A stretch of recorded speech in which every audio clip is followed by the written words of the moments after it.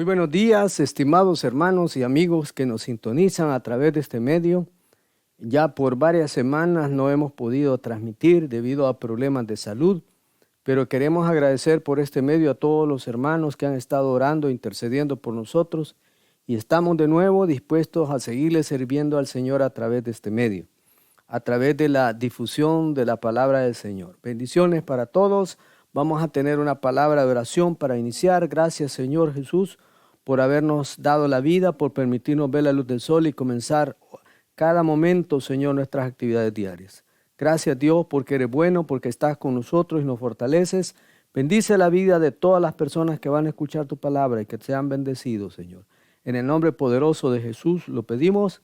Amén y amén. Bueno, hermanos, habíamos quedado inconclusos con este estudio de la palabra del Señor. El último estudio del libro de Apocalipsis no lo habíamos concluido y ahora lo queremos terminar. Estamos en el capítulo 22 del libro de Apocalipsis. Y bueno, estábamos hablando de la ciudad de Dios en el estudio anterior. Y hasta este momento se ha descrito el exterior de esa ciudad, pero no el interior de la ciudad. Entonces este capítulo 22 nos habla del interior de la ciudad. Y aquí hay varias imágenes que queremos compartir y una de esas imágenes es la imagen del río. Y vamos a leer del versículo 1 al versículo 5 del libro de Apocalipsis, que dice: Después me mostró un río limpio de agua de vida, resplandeciente como cristal, que salía del trono de Dios y del Cordero. En medio de la calle de la ciudad, y a uno y a otro lado del río, estaba el árbol de la vida, que produce 12 frutos, dando cada mes su fruto, y las hojas del árbol eran para la sanidad de las naciones. Y no habrá más maldición, y el trono de Dios y del Cordero estará en ella, y sus siervos le servirán, y verán su rostro, y su nombre estará en sus frentes. Y no habrá allí más noche, y no tienen necesidad de luz de lámparas ni de luz de sol, porque Dios el Señor los iluminará y reinará por los siglos de los siglos. Bueno, hay una imagen interesante aquí, nos habla la imagen del río de agua de vida. De eso nos está hablando acá.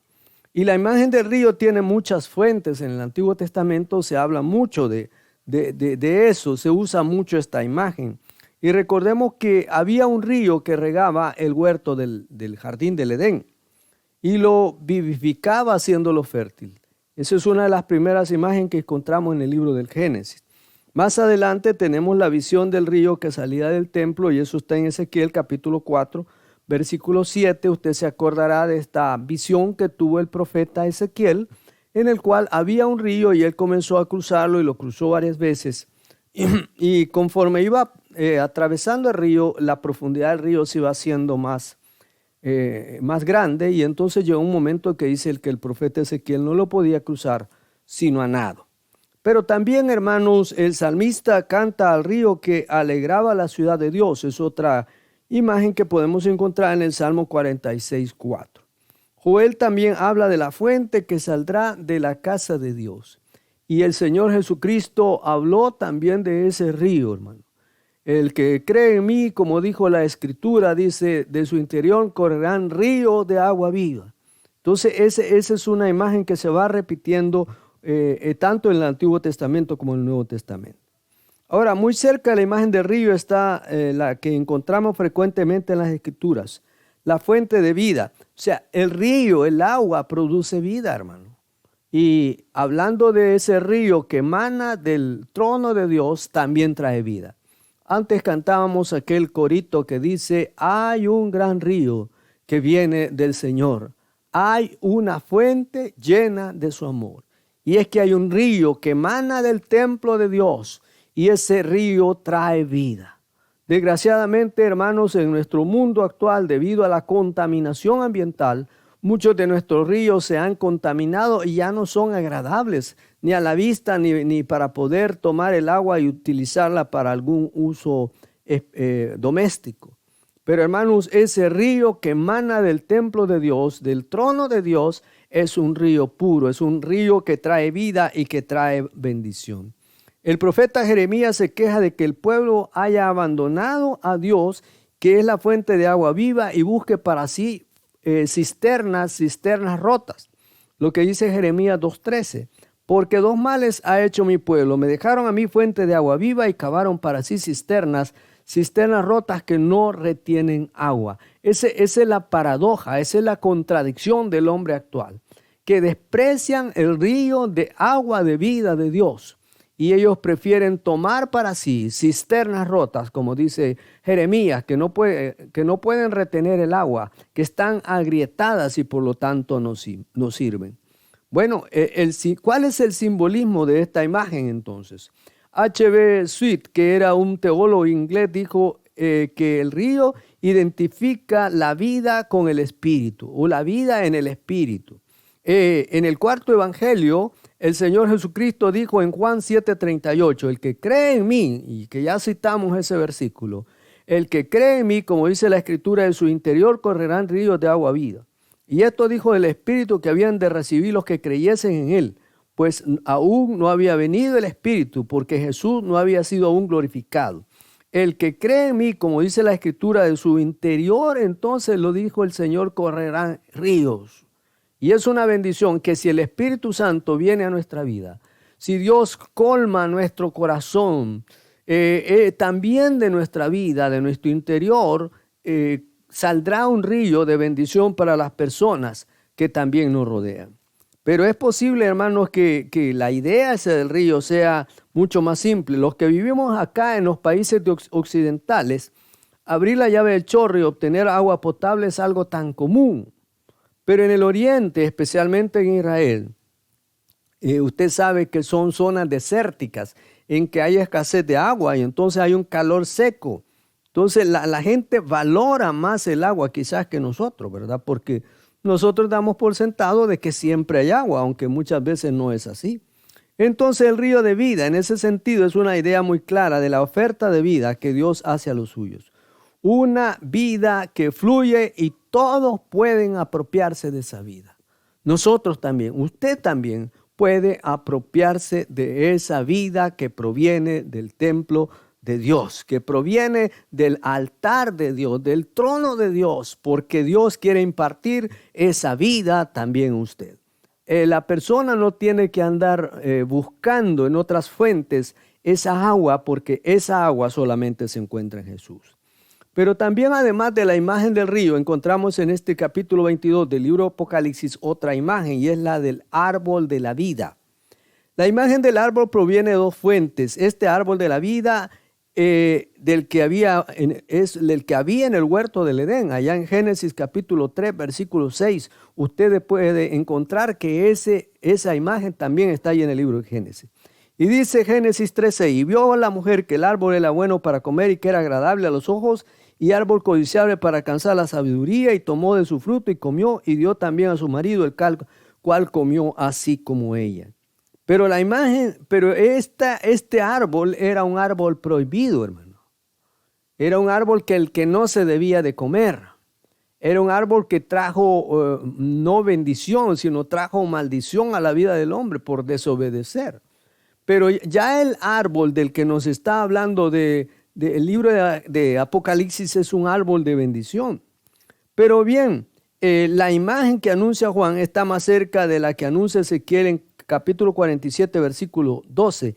Y dice que junto al río, en la ribera, a uno y a otro lado, crecerá toda clase de árboles frutales, y sus hojas nunca caerán ni faltará su fruto. A su tiempo madurará, porque sus aguas salen del santuario, y su fruto será para comer y su hoja para medicina. Hermanos, ese árbol del que nos está hablando el libro de Apocalipsis y también Ezequiel ya no es un árbol que trae problemas y dificultades, sino que trae bendición, que trae sanidad, que trae que la gracia de Dios se está manifestando. Entonces la imagen del árbol de la vida que encontramos en el Apocalipsis incorpora otros elementos, además de lo que ya encontramos en el libro de Génesis. El árbol de la vida da muchos frutos variados. Esto de frutos variados, normalmente pues un árbol da un solo fruto, ¿verdad? A menos que sea un árbol injertado, podía dar una variedad diferente de, por ejemplo, de naranjas. Pero un árbol no puede dar aguacates y puede dar nísperos y puede dar otro naranja, otro tipo de fruta, sino que da el mismo tipo de fruta. Pero este árbol dice que da varios frutos variados. Hay variedad. Entonces, algunos relacionan eso con el fruto del Espíritu Santo. El versículo 6 del capítulo 22 de Apocalipsis dice, y me dijo, estas palabras son fieles, verdaderas, y el Señor Dios de los espíritus de los profetas ha enviado su ángel para mostrar a su siervo las cosas que deben de suceder. Bien, estas cosas que estamos estudiando son aquellas cosas que Dios nos ha mandado conocer, que Dios quiere que sepamos, porque los días son malos. La venida del Señor está cerca, pero Dios está preparando este ambiente del que estamos hablando allá para que haya bendición. Hoy hay necesidades, hay enfermedades, hay hambre, hay pobreza. Hay países, hermanos, que están en guerras, hay países en que hay hambruna, hay países en que hay sequía y la gente muere de hambre. Es triste eso. Pero dice que Dios, en el reino de Dios, en el establecimiento del reino de Dios, todas estas cosas desaparecerán. Entonces, este árbol de que estamos hablando da frutos todos los meses del año, uno para cada mes. Normalmente los árboles dan 1 o 2 cosechas al año, pero este árbol da frutos cada mes. Eso nos habla de una visión del Espíritu que brinda dones al hombre según cada etapa de su vida. Hay situaciones de nuestra vida o de nuestro entorno familiar que necesitan una palabra de parte de Dios. Y Dios nos la da, hermanos, porque a cada uno conforme a la necesidad de cada uno, porque la necesidad que usted tiene no es la misma necesidad que yo tengo. Usted puede tener algún tipo de enfermedad, algún tipo de problema en la familia, o qué sé yo, falta de empleo, pero Dios provee lo necesario a cada uno. Y ese es lo bueno de Dios, hermano, que el tratamiento de Dios para la persona es individual, no es colectivo, es una atención personalizada, podríamos decir. Dios conoce su necesidad, Dios conoce sus problemas y Dios va a proveer conforme a sus riquezas en gloria y conforme a su necesidad particular. Dios va a obrar en su vida. Pero bien, en la ciudad de Dios también el árbol de la vida ya no es un árbol prohibido como allá en el Antiguo Testamento en el libro de Génesis. Y este árbol está en medio de la ciudad para que todos los que quieran comer, coman de él. Allá era un árbol prohibido, pero aquí es un árbol disponible para todos los que quieran comer. Está en medio de la ciudad. Ahora, los frutos del árbol de vida no son solamente para los judíos, porque hay gente que cree que la salvación y la bendición solamente es para el pueblo judío, pero la bendición es para todos, hermanos. Nosotros no somos judíos, nosotros somos gentiles, pero debido a la misericordia de Dios es que ahora nosotros también podemos disfrutar de esa bendición. Otra cosa que encontramos acá, del versículo 3 al versículo 5, es que en estos versículos termina la descripción de la ciudad de Dios. Una cosa importante que va a haber en la ciudad de Dios es que no habrá más maldición. Es decir, no habrá en ella nada que retarde, impida, manche o dificulte la vida cristiana. Para muchos cristianos en el mundo es difícil ser cristiano. Hay lugares en el mundo donde los cristianos son perseguidos, son maltratados, son dañados en su integridad. Pero en la ciudad de Dios no habrá más persecución, hermanos. No habrá más llanto ni habrá más dolor, porque Dios estará al frente de este reino. En la ciudad celestial, el cristiano, después de haber peleado muchas batallas en la tierra, no encontrará nada que lo aparte de la pureza que buscó en la tierra, pero que nunca logró. O sea, todas aquellas cosas que durante nuestra vida no las alcanzamos o no las logramos obtener, en el reino de Dios se alcanzarán. O sea que va a ser un lugar de bendición, un lugar en que la misericordia de Dios se va a manifestar a través de todos nosotros. También se cumplirá la promesa de Dios. Una de las características de Dios es que Dios es fiel, hermanos. La fidelidad, y cantamos ese otro coro que decía, tu fidelidad es grande, porque Dios es fiel. Y Dios cumple sus promesas, entonces cumplirá las promesas. Lo que dice Mateo 5:8, los puros de corazón verán a Dios. Resaltará la grandeza de esta promesa cuando recordemos que los creyentes vieron realizado un anhelo que se negó a Moisés. Moisés estaba por entrar a la tierra prometida, pero no entró, hermano. Fue una tierra prometida que la vio de lejos, no pudo gozar de poder entrar y poseer esa tierra. Pero nosotros no solamente vamos a ver de lejos esta ciudad, sino que también vamos a habitar en ella. Solamente en Cristo, entonces, hermanos, los hombres pueden ver a Dios. Solamente en Cristo los hombres pueden ver a Dios, lo repito, no a través de otra forma, hermano, no a través de imágenes, no a través de ídolos, sino solamente a través de Cristo. Solamente por los méritos de Cristo nosotros podemos ver a Dios y llegar a la presencia de Dios. No por nuestros méritos, no por lo que hayamos hecho nosotros, sino por la gracia y la misericordia de nuestro Señor Jesucristo, es que nosotros podemos ser salvados. Pero también, hermanos, la visión de Dios produce dos cosas. La visión al poder ver la gracia de Dios. En el versículo 6 lo leo de nuevo, me dice: estas palabras son fieles y verdaderas, y el Señor, el Dios de los espíritus de los profetas, ha enviado su ángel para mostrar a sus siervos las cosas que han de suceder pronto. Y aquí vengo pronto, bienaventurado el que guarda las palabras de la profecía en este libro. Y yo, Juan, soy el que oyó y vio estas cosas, y después que las hube oído y visto, me postré para adorar a los pies del ángel que me mostraba estas cosas. Pero él me dijo: mira, no lo hagas, porque yo soy consiervo tuyo, de tus hermanos, los profetas, y de los que guardan las palabras de este libro. Adora a Dios. Una cosa que lastimosamente daña mucho a los cristianos hoy en día es que estamos poniendo nuestra mirada no en el Señor Jesucristo, la estamos poniendo en los hombres, en los líderes, en los profetas, en los apóstoles, los que se dicen profetas y los que se dicen apóstoles, en aquellos que se dicen ministros de Dios, pero que realmente no son ministros de Dios, porque muchos de ellos son mercaderes de la palabra de Dios. Entonces, desgraciadamente eso, pero Juan tuvo esta visión y vio un ángel, y la actitud de él fue arrodillarse delante del ángel. Pero el ángel le dijo: mira, no lo hagas, porque yo soy consiervo tuyo y de tus hermanos, los profetas y los que guardan las palabras de este libro. Adora a Dios, y subrayemos eso: nuestra adoración, nuestra alabanza, nuestra honra solamente debe de ser para Dios, no para nadie más. Entonces, al ver esto, hermanos, la manifestación de este ángel y la manifestación de Dios produce también adoración, ¿verdad?, para el Señor. Pero también produce perfecta consagración.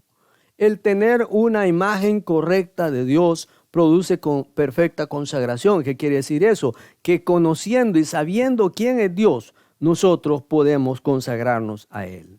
Los habitantes de la ciudad tendrán la marca de Dios sobre sus frentes. Esa marca demuestra que pertenecen a Él de manera absoluta y por siempre jamás. Otra cosa que caracterizará a los habitantes de esa ciudad es que tendrán la marca del Cordero sobre sí. ¿Se acuerdan que capítulos antes estudiamos acerca de la marca del anticristo? Que la gente no va a poder comerciar, ni vender, ni comprar si no tienen esa marca en su frente o en su mano derecha, porque eso indica que pertenecen al anticristo. Pero los habitantes de la ciudad de Dios no tendrán esa marca, sino que tendrán la marca de Cristo, porque eso indica que somos propiedad de nuestro Señor, que nosotros pertenecemos al Señor Jesucristo. Nosotros no pertenecemos a una iglesia determinada, X. No pertenecemos en primer lugar a la iglesia cristiana en el mundo y que también adora a Dios en espíritu y en verdad. Lo importante entonces no es pertenecer a un grupo religioso X, a una iglesia X, sino que nuestros nombres estén escritos en el libro de la vida y que el nombre del Cordero de Dios esté escrito en nuestros corazones también. Ahora bien, una vez más Juan vuelve a decir que en esa ciudad no habrá más tinieblas. Es una cosa que Juan repite: no habrá más tinieblas. Y que no habrá necesidad de luz alguna porque Dios la iluminará con su presencia. Nuestras ciudades adolecen, hay lugares oscuros, hermano. Hay lugares difíciles donde hay problemas y que hay dificultades. Pero en esta ciudad no habrá oscuridad. Ahora la visión termina con la promesa de que el pueblo de Dios reinará por los siglos de los siglos. En su servicio los creyentes encontrarán la perfecta libertad en la perfecta sumisión a Él. Pero quiero ir terminando leyendo la última parte de este libro. Y el versículo 10 especialmente, y me dijo, no selles las palabras de la profecía de este libro, porque el tiempo está cerca. Allá en el libro de Daniel, capítulo 9, versículo 26, se le manda a Daniel sellar las palabras, porque no eran para su tiempo. Pero a Juan se le da una orden contraria y se le dice que no las selle, porque las profecías ya no son para el futuro, son para este tiempo. Porque dice, porque el tiempo está cerca. El tiempo del Señor está cerca. Por eso sigue diciendo, el que es injusto sea injusto todavía, el que es inmundo sea inmundo todavía, y el que es justo practique la justicia. He aquí yo vengo pronto y mi galardón conmigo para recompensar a cada uno según sea su obra. Yo soy el alfa y el omega, el principio, el fin, el primero y el último.